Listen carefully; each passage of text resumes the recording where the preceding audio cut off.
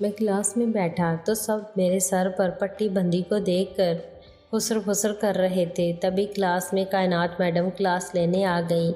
ان کی نظر جب مجھ پر پڑی تو انہوں نے مجھے کھڑا کیا۔ کائنات میڈم، یہ پٹی کس لیے باندھی ہے تمہارے سر پر؟ کیا پھر سے کسی سے جھگڑا کر کے آئے ہو؟ تم پڑھنے آتے ہو یا غنڈہ گردی کرنے؟ یہ سب اس کالج میں نہیں چلے گا۔ شیرو: میم، وہ کل میں۔ کائنات میڈم: بس اپنی سیٹ پر بیٹھ جاؤ، اور خبردار کبھی جھگڑا کیا تو ورنہ کالج سے نکلوا دوں گی۔ میری بات بنا سنے مجھے پھر سے دھمکی دے کر بٹھا دیا۔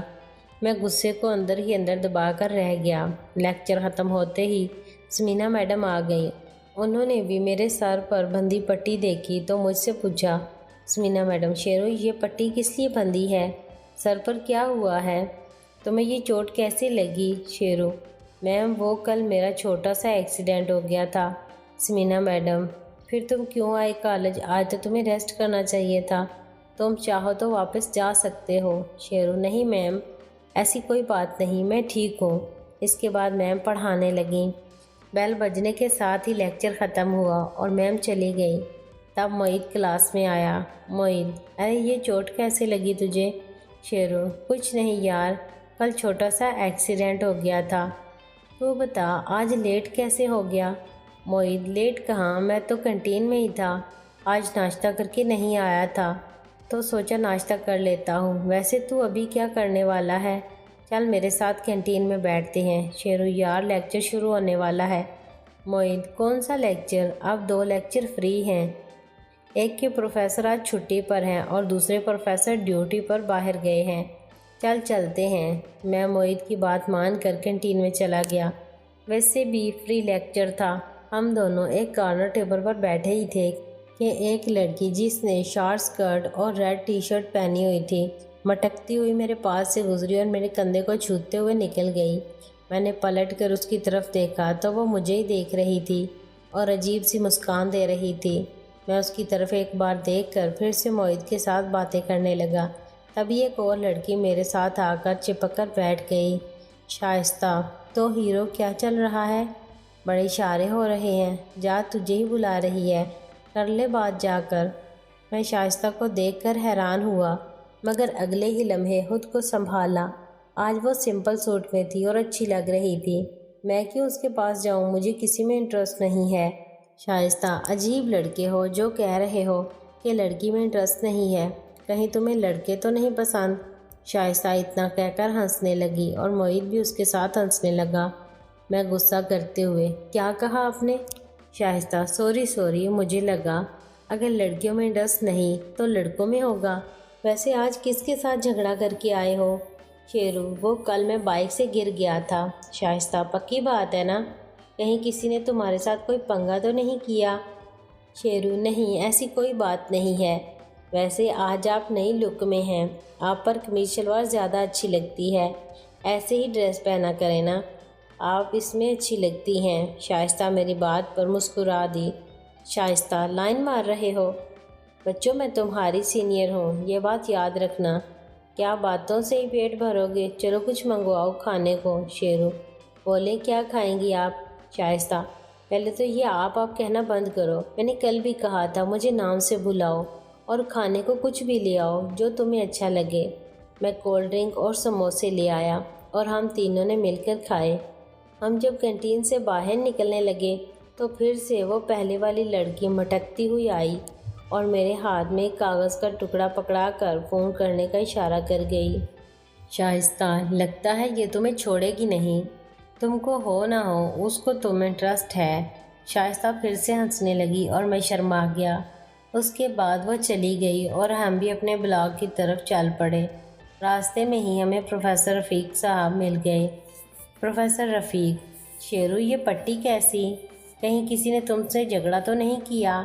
شیرو: نہیں سر، ایسی کوئی بات نہیں، وہ کل ایک چھوٹا سا ایکسیڈنٹ ہو گیا تھا، ذرا سی چوٹ ہے۔ پروفیسر رفیق: پکا ایسا ہی ہے نا؟ اگر کوئی اور بات ہے تو کھل کر بتاؤ۔ شیرو: سر یقین مانیں اور کوئی بات نہیں ہے۔ پروفیسر رفیق بھی اپنے راستے چلے گئے اور ہم گھومتے ہوئے اپنی کلاس میں چلے گئے۔ ابھی لیکچر کا ٹائم ختم نہیں ہوا تھا، اس لیے کلاس میں اسٹوڈنٹ باتیں کر رہے تھے۔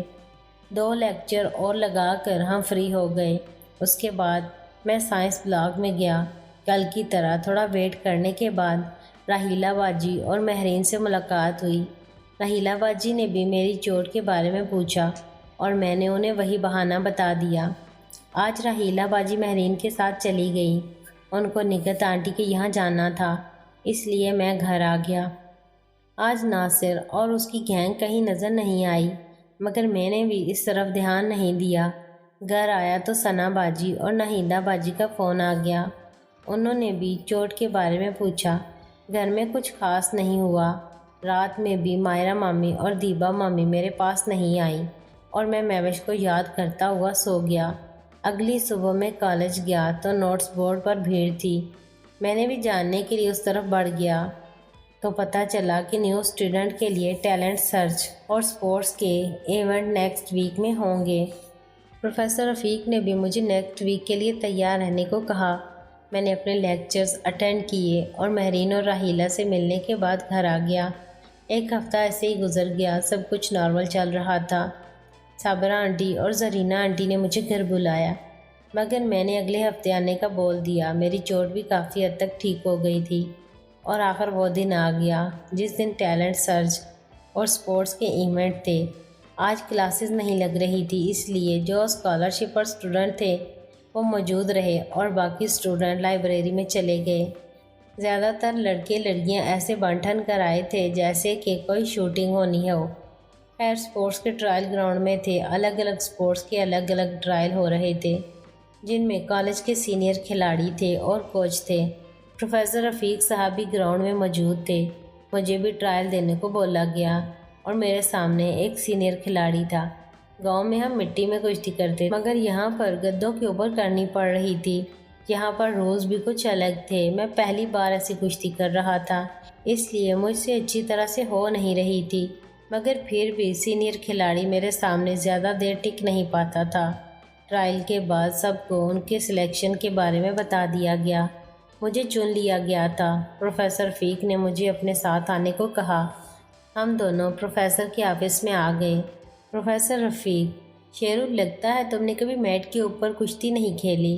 شیرو: جی سر، میں نے آج تک مٹی کے اکھاڑے میں ہی کھیلتا آیا ہوں۔ پروفیسر رفیق: تمہیں شرائط اور ضوابط سیکھنے ہوں گے۔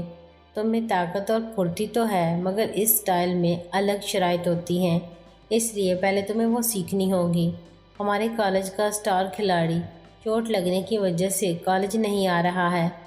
جیسے ہی وہ آئے گا میں اس کو تمہیں ٹرینڈ کرنے کا بول دوں گا اور تم سے بھی امید کرتا ہوں دل لگا کر جلدی سیکھ لو گے۔ اور مجھے یہ بتاؤ تم پریکٹس کیسے کرو گے؟ شیرو: پریکٹس تو میں اپنے گاؤں کے اکھاڑے میں کرتا ہوں سر۔ پروفیسر رفیق: نہیں، ایسے بات نہیں بنے گی۔ یہیں کالج میں انڈور اسٹیڈیم میں کشتی کی پریکٹس کرتے ہیں ہمارے پلیئرز، اور جم کا سامان بھی وہیں ہے۔ تم یہاں ہاسٹل میں کمرہ لے لو۔ میں ابھی بول دیتا ہوں، تمہیں کمرہ مل جائے گا۔ تم ہفتہ اتوار کو گھر جا سکو گے، مگر باقی دن یہیں رہو گے۔ تم صبح شام پریکٹس کر سکو گے اور ہمارے سب پلیئرز یہیں پر پریکٹس کرتے ہیں۔ ٹریننگ کے لیے کوچ بھی ساتھ موجود رہتے ہیں اور میں بھی چکر لگاتا رہتا ہوں۔ تو پھر پیر سے تم اپنا سامان لے کر یہیں ہاسٹل میں شفٹ ہو جاؤ۔ شیرو: سر، مجھے ایک بار گھر پر بات کرنی ہوگی۔ پروفیسر رفیق: کر لو۔